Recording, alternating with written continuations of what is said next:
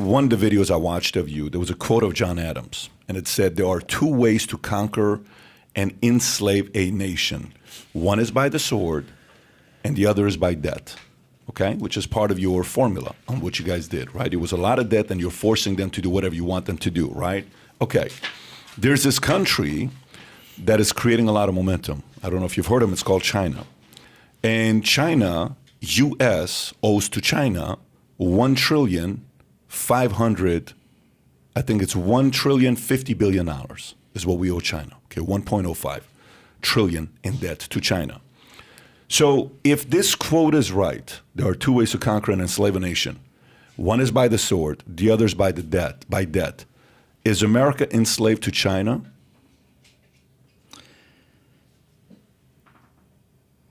This is a really important question, Pat. And it's the book I'm writing now. It comes out in October. It's called New Confessions of an Economic Hitman, Edition 3, China's Economic Hitman.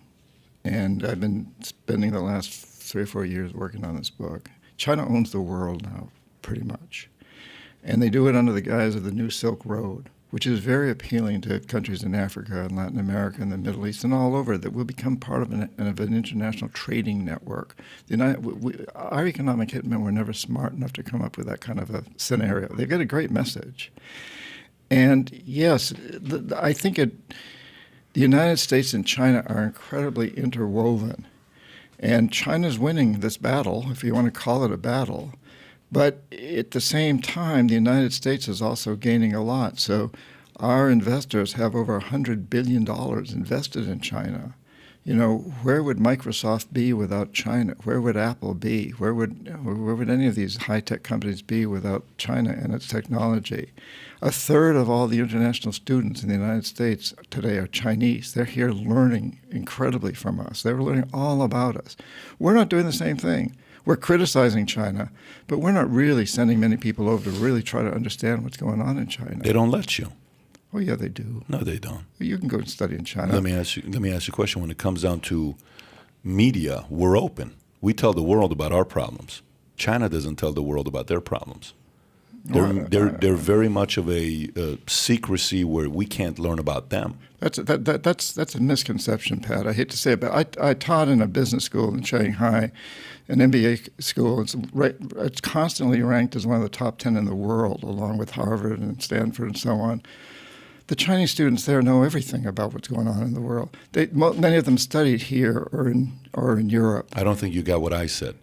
I said we don't know about what China's doing because China doesn't want the world to know what they're doing. Well, we can go there and learn. They don't have open media. They don't have a free press. Well, they don't. There's no social media in China. No, just they don't have free press. Yeah. Well, you say one bad thing about Xi, you're Jack Ma, you disappear for 5 months. Everyone's scared shitless. Their biggest influencer on their biggest platform, that's a TikTok type of a model, she had like 50 million followers. She disappeared just because she said one bad thing and supported the people in. Yeah, that's true within China. But outside of China, there's a lot of information that's available. What is the information that you think is not available? What do you mean, what is the information that's not available? China says their unemployment is 2%. Do you believe that? Do you believe their unemployment is 2%? I do. You believe China?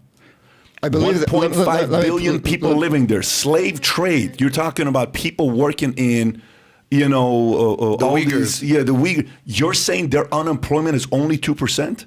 Come on, John. I mean, you're counting me right now if that's what you want me to believe. Well, I don't know whether it's 2%, but it's low. It's very low. It's low. I mean, they're putting people to work tremendously.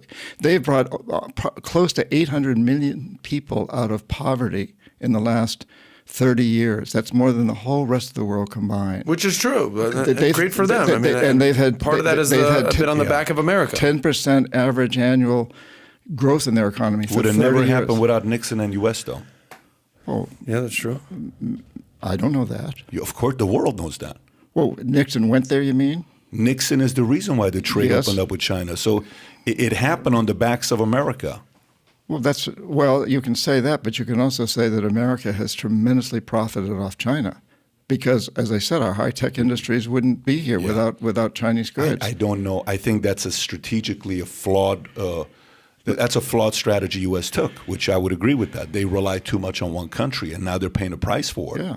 So what I'm trying to say is there's a tremendous interrelationship between these two countries right now. I don't think we can survive without China right now, and I don't think China can survive without us. They need our market, and the two countries have an incredible exchange of information and knowledge. All of our high-tech companies like Apple and have offices, have facilities in China. Their high-tech companies have facilities here. There's a huge interchange in that. And I think what we need to do, instead of just always looking at China as the bad guy, and yeah, China's made a lot of mistakes. They've done a lot of horrible things. Yes, the Uyghurs and what's going on in the South China Sea, what's going on in Taiwan and Hong Kong. I'm not apologizing for China. What I am saying is in this world today, these countries are very interdependent. This is not like the Soviet Union in the United States. We were never interdependent. We did not rely on the Soviet Union for technology or anything else. Soviet Union never offered the world anything the world really wanted. The Soviet Union was powerful because it had nuclear weapons. That's it. They're an eighth of China's economy, by the way. Right. It's not even... That's Russia today. And the Soviet Union. But, I knew a lot of students in Latin America who were Marxists, and they would go to school in Russia. But they didn't consider Russia to be Marxist. They considered Russia to be Stalinist. And they did not want Ecuador or Peru or Argentina to have any government like the Soviet Union. They did not want to have the economy of the Soviet Union. They do want the economy that China has. They want to see the kind of growth that China has demonstrated to the world that it can do. From 1973 until now, China's had incredible economic growth. You know what's happened in the United States? We've gone from 60% of the population being in the middle class to 50%. We have not had an increase in average wage when you account for inflation since 1973. Why do you think that is? Terrible economic approach in our country. Terrible what? It's our economic system in this country. I don't think it's economical What system. do you think it is? You think it's economical system. What so else? you talked about your three guys that are the richest people that have half the money, right? That you talk about. Yes. The wealth. Okay. How do you think they got that? How do you think they got that? Well, you can't generalize. There's many different Okay, how do they do it? Just give me your idea. How do you think they got that? How do you become that wealthy in America? If I knew, I'd probably be one of them, but I don't. No, what I'm saying is... You probably know because you're up there. You tell me. I'm asking you because you're... I don't know. I don't know how they got there. But what I do know is... I do know, Pat, is that they're not being taxed for it, and they're using... And their companies are using infrastructure. They're using all of our... Stop, John. That's not that argument you're going to lose. To who? Who's not being taxed for it? Do you know who's paid the most taxes in the history of America? An individual. You know who's paid the most taxes ever in the history of America? No. Who? I said I It's don't know. Elon Musk. It's a guy named Elon Musk. You know what he paid this year? No. 11 billion. And what percentage of that was versus his income?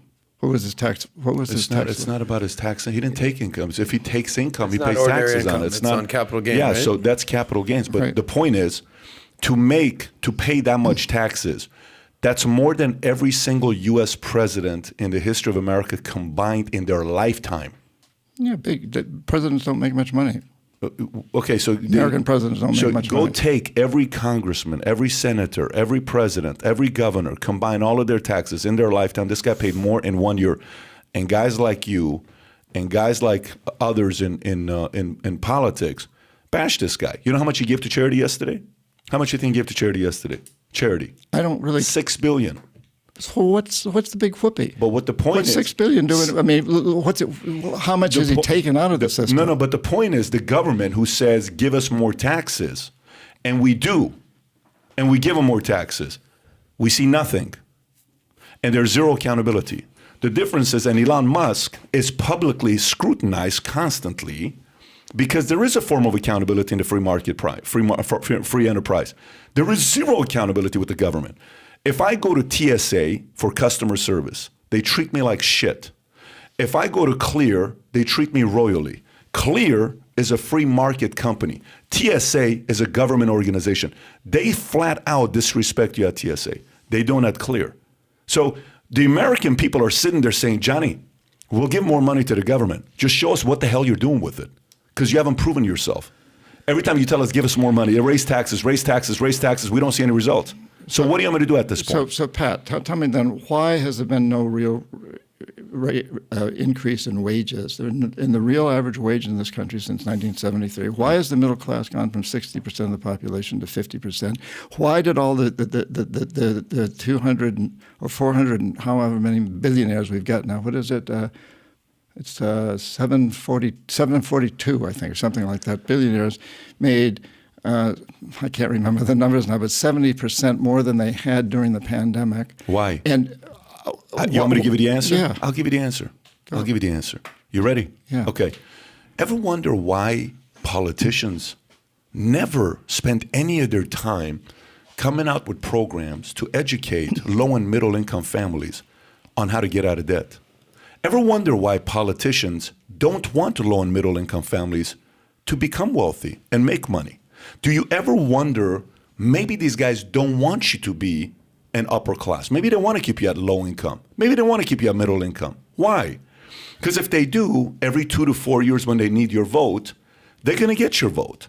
When's the last time you saw a governor, a senator, a congressman emphasize education to adults on how money works? So if you enjoyed this little short segment from the podcast that we did, here's another short segment to watch. Or if you want to see the entire podcast, click over here. Take care, everybody. Bye-bye.